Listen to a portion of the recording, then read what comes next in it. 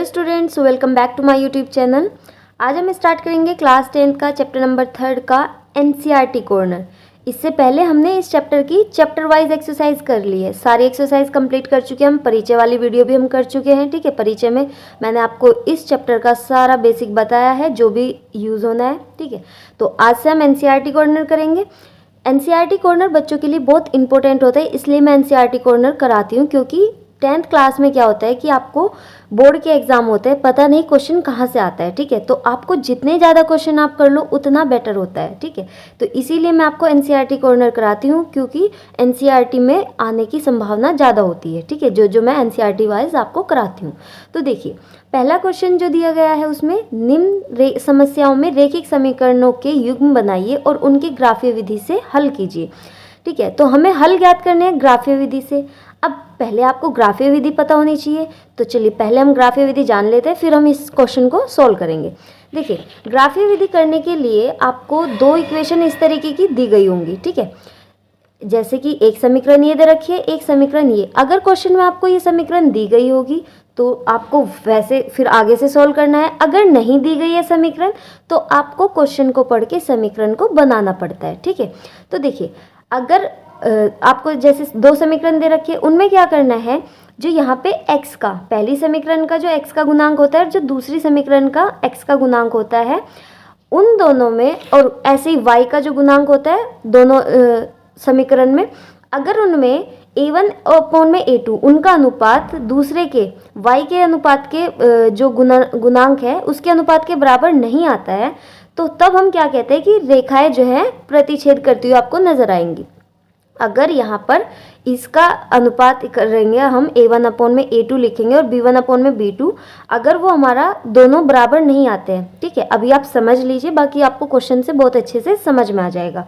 तो उसका ग्राफ देखिए कैसा बनेगा, कुछ इस तरीके का आपको ग्राफ दिखाई देगा उसका। ठीक है, मतलब आपको कहीं पर दो रेखाएं आपस में एक बिंदु पर कट करती हुई दिखेंगी। तो तब हम क्या कह सकते हैं कि उसके कितने हल होंगे।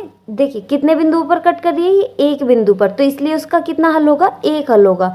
और जब हमारा एक हल होता है किसी समीकरण का, तो तब हम उसे क्या कहते हैं कि ये संगत है। ठीक है, कि ये संगत है। फिर देखिए, दूसरा है रेखाएं समपाती। तो जब हम इन दोनों का अनुपात, ये जो दो समीकरण है, इनमें सभी का अनुपात, यहाँ पर x के गुणांक का भी, y के गुणांक का भी, और यहाँ पे x की, यहाँ पर जो अचर संख्या है उसका भी, अगर सभी बराबर आ जाते हैं, ठीक है, सारों का अनुपात क्या आ जाता है, बराबर आ जाता है, तो तब हम क्या कहेंगे कि रेखाएं समपाती है। मतलब दोनों का जब हम ग्राफ बनाएंगे, जब हम दोनों समीकरणों के बिंदुओं से ग्राफ बनाएंगे तो वो दोनों एक ही रेखा पर आएंगे। ठीक है, तो इस तरीके से आपको ग्राफ में कुछ नजर आएगा, जब आप करोगे तब आपको दिखाई देगा। ठीक है, तो तब हम क्या कह सकते हैं कि इस समीकरण के क्या है, अपरिमित रूप से अनेक हल है। जब दोनों के क्या आ जाए, दोनों की तीनों सारे आपस में क्या हो जाए, अनुपात बराबर हो जाए, तो उनका ग्राफ इस तरीके से आएगा और हम कहेंगे इसके अपरिमित रूप से अनेक हल है। और ये भी क्या रहेगा, हमारा संगत रहेगा। देखिए, संगत और असंगत में क्या अंतर है कि जिसका एक हल है या अपरिमित रूप से अनेक हल है, वो तो क्या होगा, हमारा संगत होगा। और जिसका कोई भी हल नहीं है, मतलब एक भी हल नहीं है, तो उसे हम क्या कहेंगे कि ये असंगत है। ठीक है, अब देखिए यहाँ पर जो आपको दिया गया है समांतर रेखा है। अब समांतर का जब आपका ग्राफ बनेगा वो कैसा बनेगा कि इन दोनों में, ये दोनों का अनुपात तो आपका बराबर आ जाएगा, लेकिन जो तीसरा अचर पद है उसका बराबर नहीं आएगा। बस ये वाला चेक करना है आपको कि ये बराबर ना हो और ये दोनों आपस में इनका अनुपात बराबर आ जाए। तो तब आपका ग्राफ पर जब आप देखोगे तो आपकी दो रेखाएं इस तरीके से बनेगी। ठीक है, मतलब वो दोनों एक दूसरे के समांतर आएंगी। ठीक है, तो चलिए एक बार करके देखते हैं ये क्वेश्चन। देखिए, पहला क्वेश्चन क्या है, कक्षा 10 के 10 विद्यार्थियों ने एक गणित की पहेली प्रतियोगिता में भाग लिया। ठीक है, कितने विद्यार्थियों ने, 10 विद्यार्थियों ने पहेली प्रतियोगिता में भाग लिया। यदि लड़कियों की संख्या लड़कों की संख्या से 4 अधिक है तो प्रतियोगिता में भाग लिए गए लड़के और लड़कियों की संख्या ज्ञात कीजिए। देखिए, सबसे पहले तो जो आपको नहीं पता है आप उसे मान लेते हैं। ठीक है, तो देखिए, माना हम क्या मान लेते हैं, यहाँ पर ना तो हमें लड़कों की संख्या पता है ना ही लड़कियों की, तो माना लड़कों की संख्या बराबर x, लड़कों की संख्या बराबर x, और लड़कियों की संख्या क्या मान लेंगे हम, लड़कियों की संख्या बराबर y।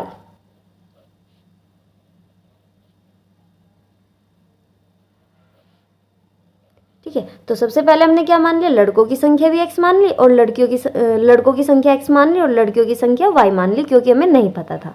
अब लाइन पढ़िए, कितने बच्चों ने पहली प्रतियोगिता में भाग लिया, 10 विद्यार्थियों ने। कितनों ने, 10 ने, यानी कि x प्लस वाई मिला के टोटल कितने हैं, टोटल हैं हमारे 10। तो यहाँ से हमने एक समीकरण बना ली कि टोटल बच्चे कितने हैं, दोनों को जोड़कर टोटल 10 है, क्वेश्चन में दे रखा है। फिर यहाँ से हम दूसरी समीकरण बनाएंगे, तो ये हमने मान ली पहली समीकरण। यदि लड़कियों की संख्या लड़कों की संख्या से 4 अधिक है, क्या कहा इन्होंने, लड़कियों की संख्या क्या मानी थी हमने, y मानी थी। तो y इन्होंने क्या कहा है कि यदि लड़कियों की संख्या लड़कों की संख्या से 4 अधिक है, y जो है x से 4 अधिक है, यानी कि लड़कों की संख्या से 4 अधिक है, तो ये बन गई हमारी दूसरी समीकरण। तो प्रतियोगिता में भाग लिए गए लड़कों और लड़कियों की संख्या ज्ञात कीजिए। अब हमें दूसरी समीकरण मिल गई, इसे हम इसी के रूप में बना लेते हैं। इसे क्या करेंगे, इधर ले आइए आप, या तो y को उधर ले जाइए और या फिर इसे। तो क्या हमारी समीकरण बन जाएगी, x माइनस के वाई इक्वल्स टू माइनस के 4। ठीक है, इसे इधर ले आए और y को उधर लेकर चले गए, तो ये आ गई हमारी दूसरी समीकरण। अब देखिए आपको दोनों समीकरण मिल गई। अब क्या करना है, यहाँ पर आपको x का, क्योंकि हमें क्या बनाना है, ये ग्राफीय विधि से सोल्व करना है, तो हम यहाँ पर x का मान कुछ रखते जाएंगे तो हमें y का मिलता जाएगा। सबसे पहले मैं x का मान क्या रख देती हूँ, x बराबर 0 से स्टार्ट करते हैं।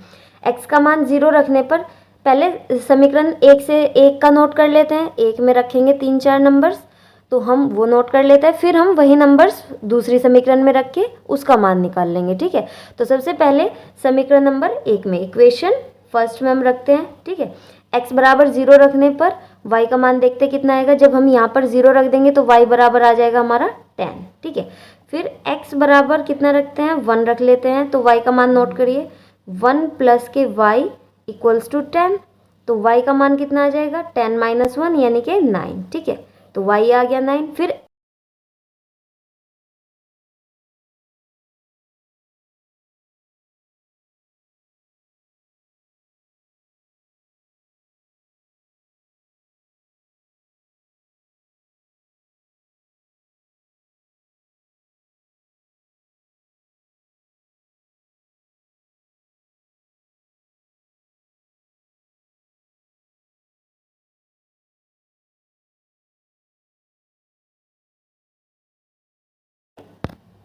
तो अब ये दोनों मान हमें क्या करने हैं, एक ही ग्राफ पर शो करने हैं और उसमें हम देखेंगे कि इनका कैसा हमारा ग्राफ आता है। ठीक है, वैसे तो आपको अगर चेक करना है तो जैसे मैंने बताया था कि इनका अनुपात आप देख लीजिए, 2 समीकरण हमें मिली थी, उन दोनों समीकरणों से भी हम पता कर सकते हैं, लेकिन अभी बताऊंगी मैं आपको। पहले हम इसका एक बार ग्राफ बना लेते हैं। देखिए ये ग्राफ हमने बना लिया इस तरीके से। तो अब हमें क्या करना है, हमें इस पर जो हमने x और y के मान निकाले हैं वो हमें इस पर रखने हैं। ये हमारी x होती है और ये वाली हमारी y होती है। ठीक है, देखिए सबसे पहले हमारा x का मान जब हमने 0 रखा, यहाँ पर क्या होता है 0, दोनों यहाँ पर x भी 0 होता है, y भी 0 होता है। ठीक है, x का मान 0 रखने पर हमें y का मान क्या मिला, 10 मिला, तो यहाँ पर हमारा सबसे पहला पॉइंट है। फिर दूसरा है, जब हमने x का मान 1 रखा तो हमें y का मान कितना मिला, हमें 9 मिला था पहली समीकरण में। तो हम यहाँ पर ये दोनों आपस में कहाँ, यहाँ, ये इनका पॉइंट है। फिर दूसरा मतलब ये दोनों आपस में कहाँ मिले, x का मान ये है और y का मान ये, तो यहाँ पर हमने ये पॉइंट बना दिया एक। तो दूसरा है हमारा x का मान 2 है और y का मान हमारा 8 है, तो x का मान 2 और y का मान 8, तो ये दोनों आपस में कहाँ मिले, जाकर ये यहाँ इस तरीके से इन दोनों का ये पॉइंट आया है ना, तो यहाँ पर हमने ये बना दिया। फिर उसके बाद हमारा x का मान हमने 3 रखा था, 3 ये रहा, और y का मान हमारा था 7, तो ये आ गया यहाँ पर। x का मान 3 रखने पर y का मान हमें 7 यहाँ पर मिला। ठीक है, अब हमें क्या करना है, हमने पहली समीकरण के तीनों मान यहाँ पर नोट कर लिए ग्राफ पर। अब हमें इनसे मिलती हुई एक रेखा इस तरीके से खींच देनी है। ठीक है, इन सारे बिंदुओं को इस तरीके से हमने एक रेखा ये खींच दी। अब ये रेखा क्या दर्शाती है, ये रेखा हमारी दर्शाती है किसे, जो हमारी पहली समीकरण थी। पहली समीकरण हमारी क्या थी, x plus y equals to 10 को, मतलब यहाँ पर हम x का मान जो भी रखते जा रहे हैं, y का मान हमें इस रेखा पे इस तरीके से मिलता जा रहा है। ठीक है, तो अब देखिए दूसरी समीकरण हमें क्या कहती है, x का मान 0 रखने पर y का मान हमें क्या मिला, 4 मिला, तो पहला बिंदु हमारा ये हो गया। फिर x का मान 1 रखने पे y का मान हमें क्या मिला, 5।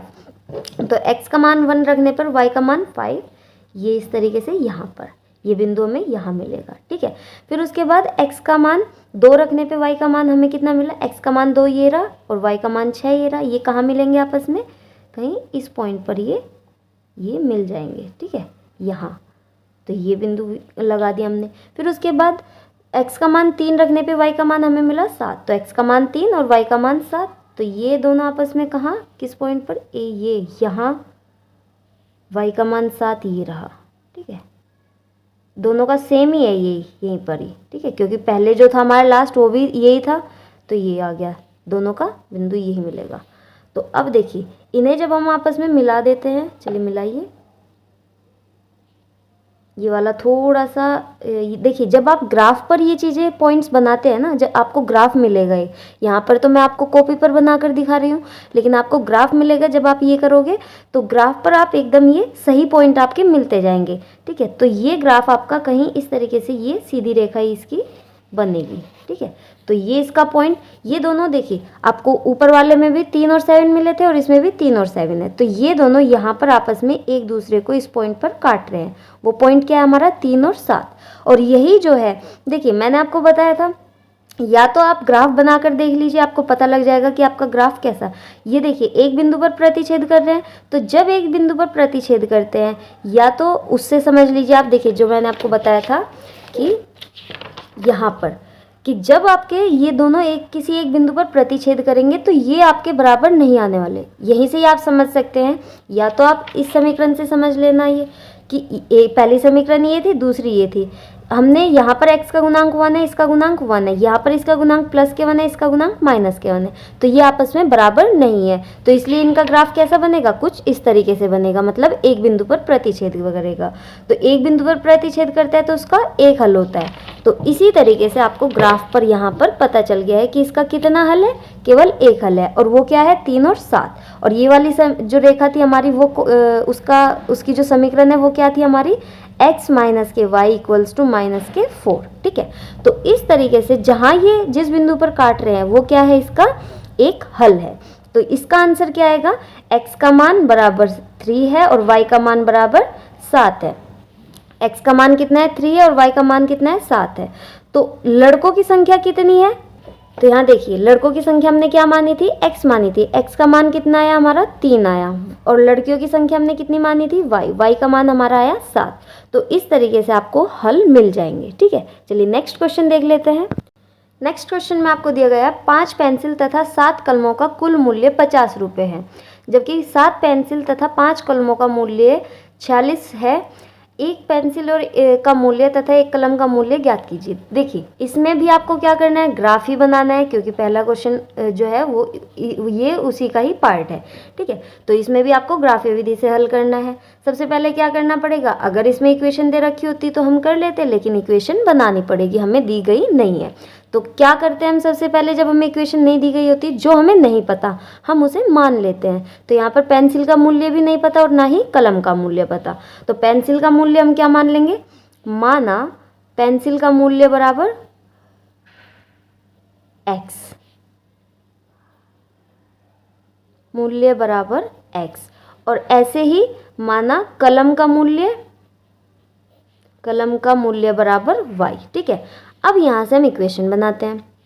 क्या कहा है कि 5 पेंसिल हैं तथा 7 कलमों का कुल मूल्य है 50 रुपये।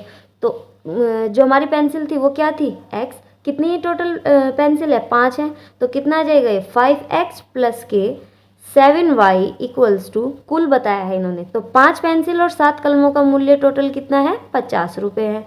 तो दोनों को जोड़ देंगे, जोड़कर कितना है हमारा 50 रुपये, तो ये बन गई हमारी पहली समीकरण।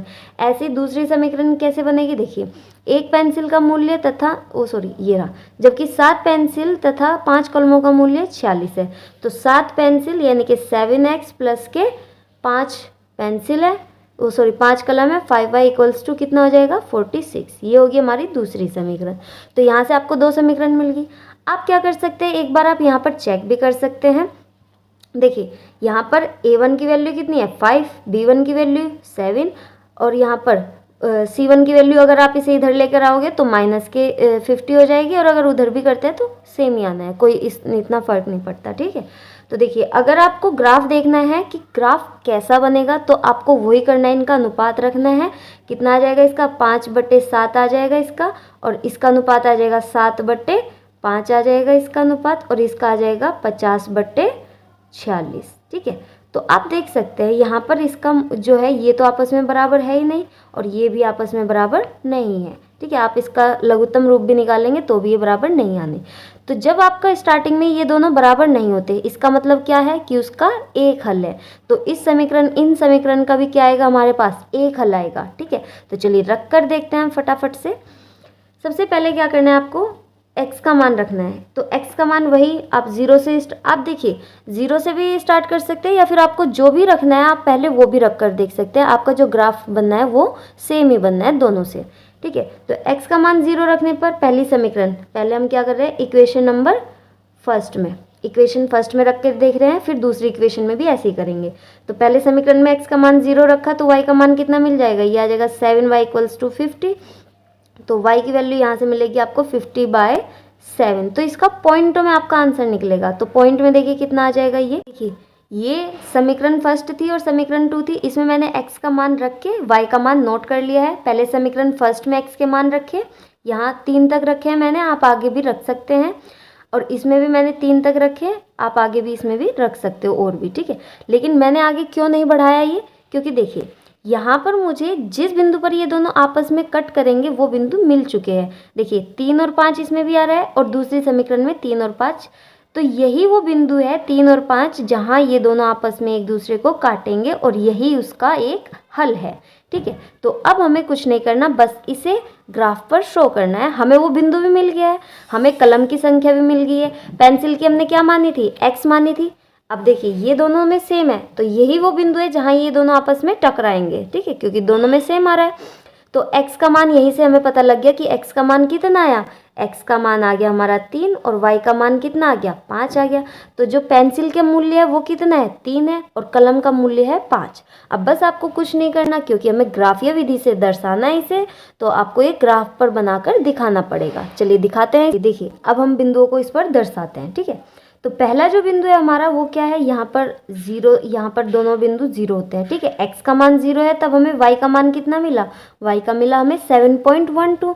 देखिए 7.12 है, तो आपको सिर्फ 7.1 तक जाना है। ठीक है, तो 7 यहाँ पर है, और जब आपको ग्राफ में, ठीक है, आप यहाँ पर तो मैं आपको कॉपी पर बनाकर दिखा रही हूँ, ग्राफ में आपको दिया गया होगा। ठीक है, यहाँ पर यहाँ 7 से लेके 8 के बीच में भी आपको 10 बॉक्स दिखाई देंगे छोटे छोटे से। ठीक है, जब आपने ग्राफ अगर आपने देखा हो तो आपको पता होगा। ठीक है, तो यहाँ पर 7 है, और 7.1 यहाँ पर आपका बनेगा। ठीक है, ग्राफ में तो आप एकदम देखते ही लगा दोगे। ठीक है, क्योंकि उसमें छोटे छोटे बॉक्सेस बने होते हैं 10, इसी के 7 से लेके 8 तक जाएंगे जब आप, तो आपको छोटे छोटे से कम 10 बॉक्स मिलेंगे। ठीक है, 10 बॉक्स होते हैं। उसके बाद हमने यहाँ पर लगा दिया 7.1। ठीक है, उसके बाद हमें जब x का मान हमारा 1 था तो y का मान हमें मिला था 642। तो आपको कहाँ तक जाना है, 6.4 तक। तो 1 और 6.4 कहाँ मिलेगा आपको, 1 2 3 4, यहाँ आप मान लीजिए। बाकी आपको जब ग्राफ मिलेगा, ग्राफ में तो आप एकदम देखते ही बता देंगे कि 6.4 कहाँ होगा। ठीक है, तो ये आया यहाँ पर। फिर उसके बाद जब आपको 2 मिला तो 2 रखने पर आपको y का मान कितना मिला था, y का मान मिला था 5.71। तो 5.71 नहीं, 5.7 तक जाइए आप, 7 आपको यहाँ कहीं मिलेगा। तो 5.7 इस तरीके से आपको ये मिला लेना है यहाँ। ठीक है, ये आ गया 5.71। ठीक है, फिर तीसरा था हमारा, जब हमने 3 रखा था तो y का एकदम मान आपको कितना मिला था, 5 मिला था।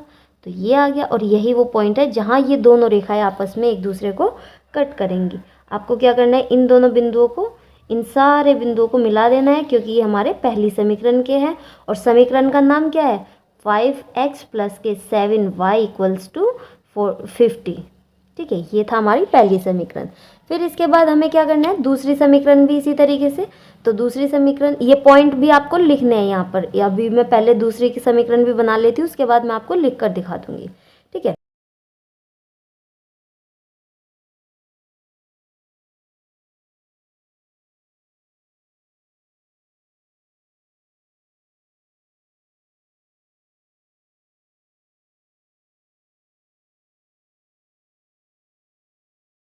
नेक्स्ट क्वेश्चन क्या है हमारा, अनुपातों A1/A2, B1/B2 और C1/C2 की तुलना कर ज्ञात कीजिए कि निम्न समीकरण युग्म द्वारा निरूपित रेखाएं उस बिंदु पर प्रतिच्छेद करती है, समांतर है अथवा समपाती है। तो सबसे पहले प्रतिच्छेद की कंडीशन क्या थी तीनों में, जब ये दोनों आपस में बराबर नहीं होते हैं, ठीक है, तो तब क्या होता है, वो प्रतिच्छेद करती है। और समांतर कब थी, जब ये दोनों तो आपस में बराबर हो लेकिन ये दोनों आपस में, इन दोनों का अनुपात आपस में बराबर नहीं होता था। और समपाती जब तीनों आपस में बराबर है। तो चलिए करते हैं।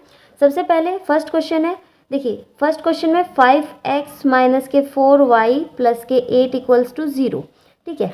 और दूसरी समीकरण है 7x प्लस के 6y माइनस के 9 इक्वल्स टू 0। तो यहाँ से a1 की वैल्यू हमें क्या मिली, a1 है हमारा 5 और a2 हमारा कितना है, a2 है हमारा 7, b1 कितना है हमारा, b1 है हमारा माइनस के 4, b2 कितना है हमारा प्लस के 6 और c1 कितना है 8 और c2 है हमारा 9, ठीक है। अब आपको इन्हें अनुपात के रूप में लिखना है। तो यहाँ से इसका अनुपात क्या आ जाएगा, 5/7 इक्वल्स टू माइनस के 4/6 इक्वल्स टू 8/9। अब देखिए सबसे पहले तो आपको इनका लघुत्तम रूप निकालना है। ये क्या हो सकता है, 2 दूनी 4, 2 तिया 6, ये वाला कट नहीं सकता तो ये 2/3 है। अब आप साफ साफ देख सकते हैं कि यहाँ पर 5/7 है और यहाँ पर 2/3 है। तो ये दोनों आपस में बराबर नहीं है और साथ ही साथ ये भी बराबर नहीं है। हमने देखा था जब ये दोनों आपस में बराबर नहीं होते तो तब क्या होता है, रेखाएं आपस में प्रतिच्छेद करती है। तो इसमें क्या आएगा, ये युग्म क्या करता है, ये है कि ये प्रतिच्छेद करता है, ठीक है, कि रेखाएं उस एक दूसरे को प्रतिच्छेद करती है। तो यह आ जाएगा प्रतिच्छेद का, प्रतिच्छेदित लिख दीजिएगा आप, छेदित, यहाँ पर आपको मिलेंगी प्रतिच्छेदित रेखाएं, ठीक है। अब दूसरा है सेकंड क्वेश्चन में आपको क्या दिया गया है, सेकंड में दिया गया है 9x प्लस के 3y प्लस के 12 इक्वल्स टू 0, 18x प्लस के 6y प्लस के 24 इक्वल्स टू 0। यहाँ से a1 की वैल्यू आपको क्या मिली, a1 है आपका 9 और a2 क्या है हमारा 18 है। फिर b1 कितना है, b1 है 3 और b2 कितना है 6, c1 कितना है 12 और c2 कितना है 24, यहाँ से c1 यहाँ पे। तो अब देखिए यहाँ से आपको क्या करना है, इनका अनुपात 9/18 इक्वल्स टू 3/6 इक्वल्स टू 12/24। अब आपको पहले इसका लघुत्तम रूप निकाल लेना है। ये कितना आ जाएगा, 9 × 9, 9 × 2 = 18, 3 × 1 = 3, 3 × 2 = 6, 12 × 1 = 12 और 12 × 2 = 24। तो आपको ये दिखाई देंगे कि सारे क्या हैं आपस में इक्वल।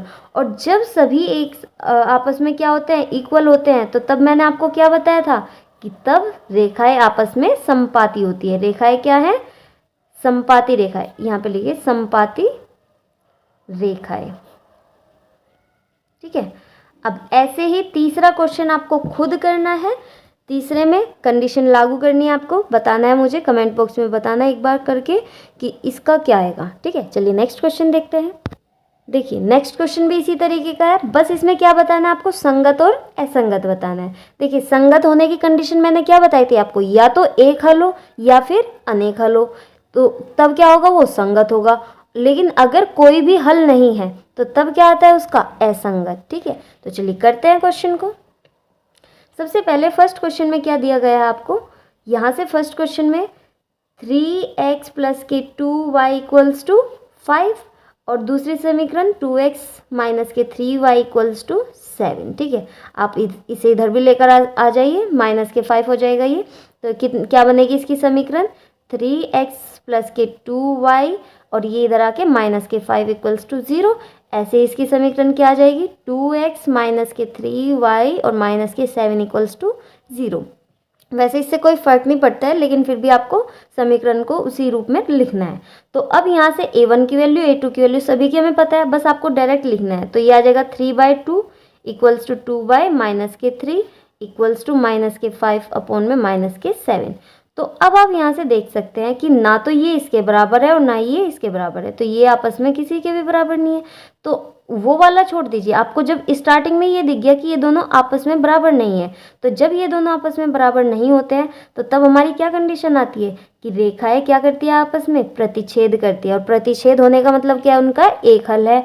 तो यानी कि ये क्या हुआ, संगत। इसका आंसर क्या आएगा, संगत। ये क्या है? संगत। ठीक है। असंगत कब आएगा? जब उसका कोई भी हल नहीं होगा। ठीक है। अब दूसरा क्वेश्चन देखिए आप। दूसरे क्वेश्चन में आपको दिया गया है 2x माइनस के 3y इक्वल्स टू 8 और दूसरी समीकरण है 4x माइनस के 6y इक्वल्स टू 9। यहाँ से आपको क्या करना है? इसे 8 को इधर लेके आएंगे, उसी रूप में लिखना है। ठीक है। तो यहाँ से आ जाएगा 2x माइनस के 3y माइनस के 8 इक्वल्स टू 0। यहाँ पे 4x माइनस के 6y माइनस के 9 इक्वल्स टू 0। अब क्या करना है? जैसे मैंने बताया था, इन दोनों का अनुपात 2/4 इक्वल्स टू माइनस के 3 माइनस के 6 इक्वल्स टू माइनस के 8 माइनस के 9। यहाँ से आपस में माइनस से माइनस कैंसिल हो गया। 2 1 जा 2, 2 2 जा 4, 3 1 जा 3, 3 2 जा 6। यहाँ पे ये दोनों आपस में नहीं कटेंगे। तो अब यहाँ से हमें क्या पता चला कि 1/2 equals to 1/2 does not equals to 8/9। ठीक है। ये दोनों आपस में बराबर है, लेकिन ये दोनों बराबर नहीं आए। ठीक है। ये दोनों यहाँ पर बराबर नहीं है। तो ये कंडीशन किसकी है? ये कंडीशन है कोई हल ना होने की। ठीक है। या एक तो थी कि स्टार्टिंग में ये दोनों ही आपस में बराबर नहीं है, तब तो होगा कि एक हल है तो वो संगत होता है। और अगर तीनों इक्वल होते तो तब भी वो संगत होता, उसके अनेक हल होते। लेकिन यहाँ पर ये तीनों इक्वल नहीं है, बल्कि बस ये दोनों तो इक्वल है, लेकिन ये इक्वल नहीं है। तो तब क्या होगा? ये असंगत। ये कंडीशन किसकी थी? जब हमारा कोई हल नहीं होता है। और जब कोई हल नहीं होता है तो उसका क्या आता है? असंगत आता है। सॉरी, ठीक है, असंगत। ये आ जाएगा असंगत, इसका आंसर है। ठीक है। तो आपको इसी तरीके से ये सारे क्वेश्चन खुद से करने हैं। 3 क्वेश्चन, 2 क्वेश्चन मैंने आपको करके दिखाया है। ये 3 क्वेश्चन आपको खुद से करने हैं और मुझे बताना है इनका आंसर क्या है। नेक्स्ट क्वेश्चन क्या दिया गया है? एक आयताकार बाग जिसकी लंबाई चौड़ाई से 4 मीटर अधिक है का अर्ध परिमाप 36 मीटर है। बाग की विमाएं ज्ञात कीजिए। तो सबसे पहले बाग कैसे, किस आकार का है? आयत के आकार का है। ठीक है। उसकी विमाएं हैं लंबाई और चौड़ाई, तो वो हमें नहीं दे रखी। तो सबसे पहले हम क्या करेंगे? उन्हें मानेंगे। तो माना लंबाई बराबर, यहाँ पे लिखिएगा आयताकार बाग की लंबाई बराबर x और चौड़ाई बराबर क्या मान लेंगे? चौड़ाई बराबर हम मान लेंगे y है। ठीक है। फिर क्वेश्चन पढ़िए। इन्होंने कहा है एक आयताकार बाग जिसकी लंबाई चौड़ाई से 4 मीटर अधिक है। लंबाई क्या है? x है और चौड़ाई क्या है? y से कितने अधिक है? वो 4 मीटर अधिक है। तो यहाँ से जब हम y को इधर की साइड लेकर आएंगे तो ये हो जाएगा x माइनस के y इक्वल्स टू 4। तो ये बन गई हमारी पहली समीकरण। ठीक है। इसे भी हमें ग्राफीय विधि से ही करना है, क्योंकि इस वीडियो में हम केवल ग्राफीय विधि सोल्व करना सीख रहे हैं। इसके बाद हम प्रतिस्थापन और विलोपन समझेंगे। ठीक है। क्योंकि ये एक्सरसाइज हमारी ग्राफीय विधि की है, तो सारे क्वेश्चन हमें ग्राफीय विधि से करने हैं। तो आगे देखिए फिर क्या दिया गया है क्वेश्चन में? इसका अर्ध परिमाप 36 मीटर है। तो बाग किस आकार का है? आयत के आकार का। और हमें पता है आयत का परिमाप होता है 2 गुना लंबाई प्लस चौड़ाई। ये होता है आयत का परिमाप। ठीक है। अब यहाँ पर बात किसकी हो रही है? अर्ध परिमाप की। किसकी? अर्ध परिमाप की। तो अर्ध परिमाप क्या हो जाएगा इसका? हम क्या कर देंगे? इसका आधा। तो आधा कैसे करते हैं? 1/2 और साथ में गुना में 2 है और यहाँ पर लंबाई प्लस चौड़ाई आ जाएगा फिर से। तो इसका हमने आधा कर दिया, 2 से 2 रिमूव हो गया यहाँ पर। अब यहाँ पर लंबाई और चौड़ाई बची। लंबाई क्या थी हमारी? x और प्लस में y। और अर्ध परिमाप हमें क्वेश्चन में दे रखा है, कितना दिया गया है? 36। तो यह आ जाएगा 36। तो यहाँ से जो दूसरी समीकरण बनी हमारी वो है x प्लस के y इक्वल्स टू 36। ये आ गई हमारी दूसरी समीकरण। अब हमें क्या करना है? इसे दो समीकरण हमारे पास है, x का मान अपनी साइड से रखना है और y का मान निकालना है। तो सबसे पहले इक्वेशन फर्स्ट में यहाँ पर रखेंगे और दूसरा है इक्वेशन सेकंड में रखेंगे। ठीक है। तो इक्वेशन फर्स्ट में जब हम x का मान 0 रखेंगे तो कितना मिलेगा हमें? 0 रखने पर x माइनस के y इक्वल्स टू 4 है। तो यहाँ पर x की वैल्यू 0, तो y का मान हमें मिल जाएगा माइनस के 4। ठीक है। तो ये आ गया x का मान रखने पर। अब इस समीकरण में x का मान 0 रखने पर y देखिए कितना मिलेगा? x प्लस के y इक्वल्स टू 36। तो 0 रखेंगे तो y का मान कितना आ जाएगा? 36। अब यहाँ पर आपको एक चीज़ सोचनी है फिर आगे मान रखने से पहले। जब आपने x का मान 0 रखा तो आपको यहाँ पर y का मान माइनस के 4 मिला। यहाँ पर 0 रखने पे आपको एक बहुत बड़ी वैल्यू मिल गई जो है 36। अब यहाँ से जब हम आगे मान रखेंगे तो आपको सोच कर रखना है। अगर हमने x का मान 1 रखा तो इसमें भी 1 रखना पड़ेगा, और इसमें 1 रखने पे आपको x का मान मिलेगा 35, और इसमें जब आप 1 रखोगे तो आपको x का मान मिलेगा -3, तो -3 और वो -34, तो 35। तो जब हम इसे ग्राफ पर दर्शाएंगे तो हमारा ग्राफ जो है वो बहुत लंबी वैल्यू तक जाएगा, या फिर बहुत आगे तक, बहुत बड़ा पेज की ज़रूरत हमें पड़ेगी, क्योंकि अगर हम इधर वाली को -1 -2 पर दर्शाएंगे तो बहुत लंबा ग्राफ बनेगा, इसका भी 36 बहुत ऊपर जाकर बनेगा। तो इससे आगे हमें क्या करना है, मान थोड़ा सा बड़ा रखना है, छोटे मान ना रख के 1 2 ना रख के हमें थोड़ा सा बड़ा रखना है। या तो आप 10 से स्टार्ट कर दीजिए, क्योंकि फिर जब हम गैप लेंगे ग्राफ पर तो वो गैप हम ले लेंगे, कम से कम 10-10 का गैप ले लेंगे, ठीक है। तो यहाँ पर हम क्या करते हैं, x का मान आगे 10 रख लेते हैं, यहाँ पर भी 10 ही रखेंगे फिर, ठीक है। तो x का मान 10 रखने पर देखिए यहाँ पर y का मान कितना मिलेगा, x का मान 10 रखा माइनस,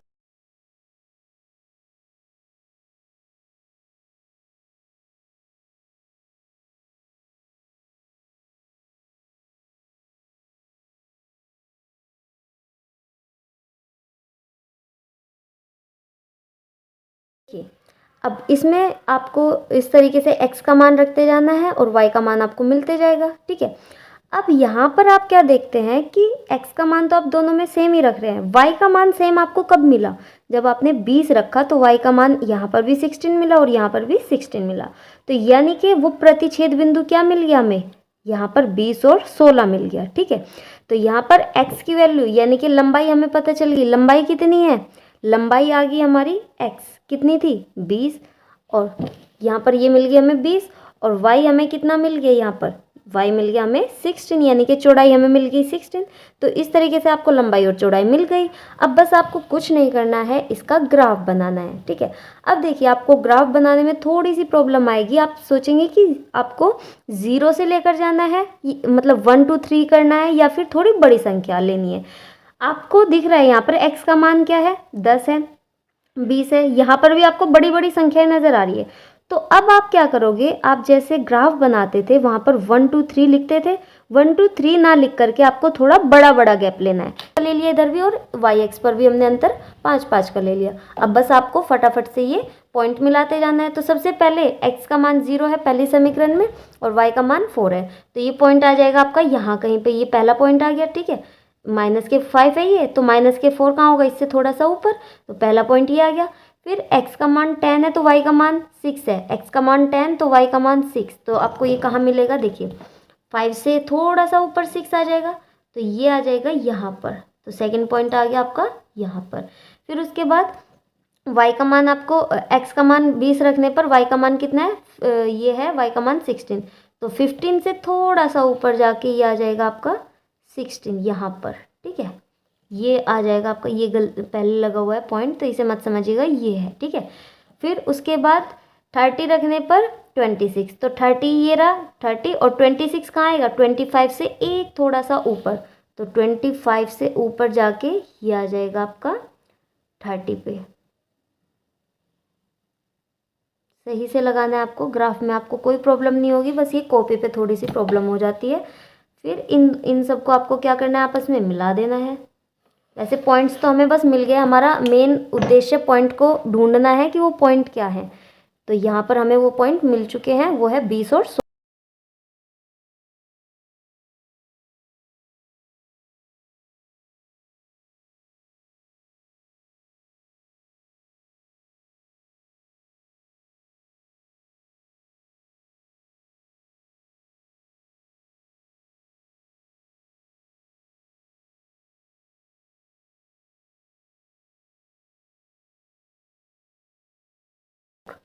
तो इस तरीके से आपको ग्राफीय विधि हल करनी है। आई होप कि आपको ग्राफीय विधि से अब कोई प्रॉब्लम नहीं हुई होगी, आपको अच्छे से ग्राफीय विधि समझ में। नेक्स्ट क्वेश्चन जो है ये आपको खुद से करना है, कुछ नहीं करना है इसमें। आपको समीकरण दे रखी है, आपको x का मान अपनी साइड से रखना है, y का मान नोट करना है। दोनों समीकरण में x का मान सेम रखोगे और y का मान आप नोट करते जाओगे, ठीक है। 4-5 तक करना है। फिर आपको जो मिलेगा, अब देखिए आगे जो इन्होंने बोला है वो समझिए। एक्स अक्ष और इन रेखाओं से बने त्रिभुज के शीर्षों के निर्देशांक ज्ञात कीजिए। देखिए जो भी आपको शीर्ष मिले होंगे जो आपने x और y का मान नोट किया है उनसे क्या होगा कि एक त्रिभुज बना हुआ आपको मिलेगा। तो उस त्रिभुज के शीर्ष, ये 3 शीर्ष होते हैं, अगर वो त्रिभुज इस तरीके से बना तो एक शीर्ष ये और एक शीर्ष ये और एक ये, तो ये शीर्ष आपको उसमें बताने हैं कि यहाँ पर इसके x का पॉइंट क्या है और y का पॉइंट क्या है, यहाँ पर बताना है x का पॉइंट क्या है और y का पॉइंट क्या है, और यहाँ पर भी इसी तरीके से। ये ज्ञात करने के बाद फिर आपको ये जो त्रिभुज आपको मिलेगा तो इसे क्या करना है, आपको छायांकित इस तरीके से कर देना है। तो ये क्वेश्चन आपको खुद से करना है। आई होप कि आपको आज की वीडियो में सब कुछ समझ में आया होगा। अगर कुछ चीज़ ऐसी है जो आपको नहीं समझ में आई तो प्लीज़ आप मुझे कमेंट बॉक्स में बता दीजिए, मैं कोशिश करूँगी आपको उसे समझाने की। तो मिलते हैं आपसे नेक्स्ट वीडियो में। अगर वीडियो मेरी आपको पसंद आई हो तो प्लीज़ मेरी वीडियो को लाइक शेयर कीजिएगा और चैनल को सब्सक्राइब करना मत भूलिएगा।